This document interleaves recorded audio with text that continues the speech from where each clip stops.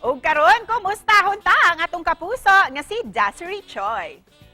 Good morning, Dassery, at welcome sa aming programa. Isang magandang good morning naman dyan para sa mga kapusong Bisaya natin. Maayong buntag sa mga kapuso natin sa Cebu.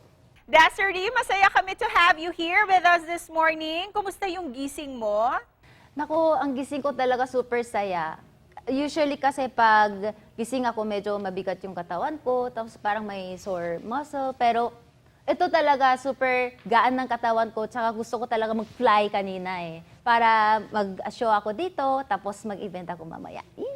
Dassery, what do you love doing ba during your spare time? What's your favorite me time activity? Actually, my me time is TikTok. Kasi everyday nasa TikTok naman ako and I always upload like 3 to 4 videos a day.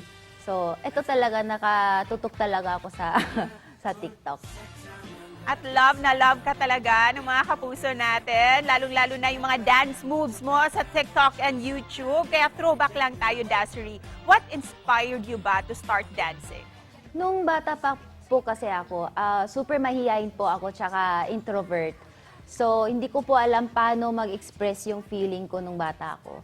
And one day kasi, I went to ballet class and then parang kasama yung mga friends ko and then sister ko.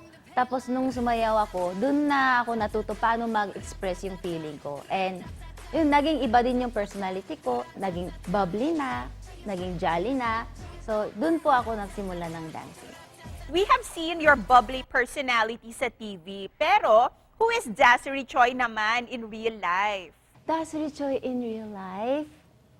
Ganito pa rin po ako parang masayain talaga, positive, and makulit, clumsy din. Ganyan, yung mga nakikita nyo sa vlog ko, TikTok ko, sa TV shows ko, ganyan pa rin po ako. And Dassery, palagi ka rin namin pinapanood sa Bubble Gang at congratulations dahil isa ka na sa mga regular cast. What were your first thoughts after hearing this good news? First of all, super gulat po ako kasi nga foreigner ako, tapos dancer lang po ako pero parang biglang acting, super challenging talaga. Tapos, grateful din po ako and fulfilling kasi po ako yung naging parang first foreigner na naging main cast sa Bubble Gang. So, yun po. Palakpakan po natin. Yeah.